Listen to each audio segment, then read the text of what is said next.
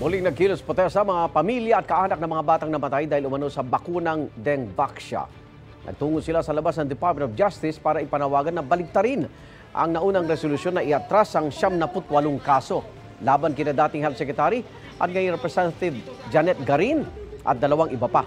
Kinasuhan noon si Garin at mga doktor na sina Gerardo Bayugo at Maria Joyce Ducusin na nanguna sa Dengvaxia vaccination program kontra dengue.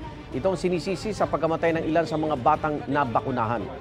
Ditong Enero, iniurong ng DOJ mga kaso dahil wala raw nakitang matibay na ebidensya laban sa mga kinasuhan. Igan, mauna ka sa mga balita, mag-subscribe na sa GMA Integrated News sa YouTube para sa iba't ibang ulat sa ating bansa.